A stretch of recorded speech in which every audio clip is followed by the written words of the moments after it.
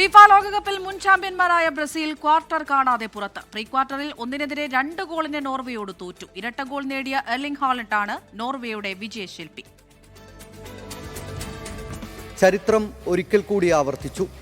ലോകകപ്പ് വേദിയിൽ നോർവേക്ക് മുന്നിൽ ബ്രസീലിന് വീണ്ടും അടിതെറ്റി. 28 വർഷം മുമ്പ് കണ്ടതിൻ്റെ തനി ആവർത്തനം.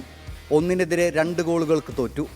വരാനിരിക്കുന്നതിൻ്റെ ദൃഷ്ടാന്തങ്ങൾ മത്സരത്തിൻ്റെ തുടക്കത്തിലെ കണ്ടതാണ്. 3-ാം മിനിറ്റിൽ ബ്രസീലിൻ്റെ വല നോർവേ കുലുക്കിയെങ്കിലും ഓഫ് സൈഡിൽ രക്ഷപ്പെട്ടു. 10-ാം മിനിറ്റിൽ മുന്നിലെത്താൻ കിട്ടിയത് സുവർണാവസരം. കൂനിയെ ഫൗൾ ചെയ്തതിന് ലഭിച്ച പെനാൽറ്റി ഗുമറൈസിന് ലക്ഷ്യത്തിലെത്തിക്കാനായില്ല. അവിടം മുതൽ ബ്രസീലിൻ്റെ വില്ലനായത് നോർവേ ഗോൾ കീപ്പർ നീലൻഡ്.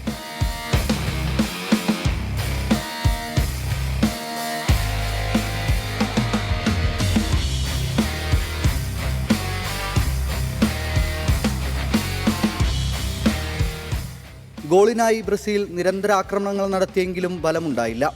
2-ാം പകുതിയിൽ ഇരു ടീമുകളും പതിഞ്ഞു തുടങ്ങി. പകരക്കാരനായി എത്തിയ എൻട്രിക് ഗോൾ കീപ്പർ മാത്രം മുന്നിൽ നിൽക്കെ പന്ത് പുറത്തേക്കടിച്ചു.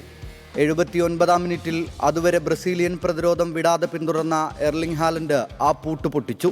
സുന്ദരമായ ഹെഡറിലൂടെ നോർവേയെ മുന്നിലെത്തിച്ചു.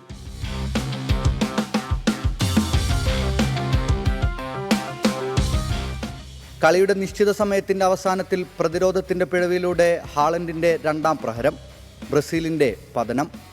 അധിക സമയത്ത് ലഭിച്ച പെനാൽറ്റി പകരക്കാരനായി എത്തിയ നെയ്മാർ ജൂനിയർ ലക്ഷ്യത്തിലെത്തിച്ചു. ആഘോഷിക്കാൻ കഴിയാതെ പോയ ഗോൾ. ഫൈനൽ വിസിൽ മുഴങ്ങി.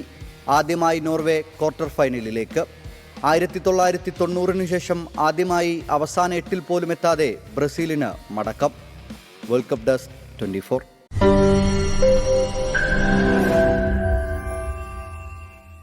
ലോകത്തെവിടെയായാലും ഏത് സമയത്തും 24 വാർത്തകളും ഓഗ്മെന്റഡ് റിയാലിറ്റി പാക്കേജുകളും എക്സ്പ്ലെയിനറുകളും വിശദമായി കാണാൻ ഞങ്ങളുടെ യൂട്യൂബ് ചാനൽ നിങ്ങൾക്ക് സബ്സ്ക്രൈബ് ചെയ്യാം.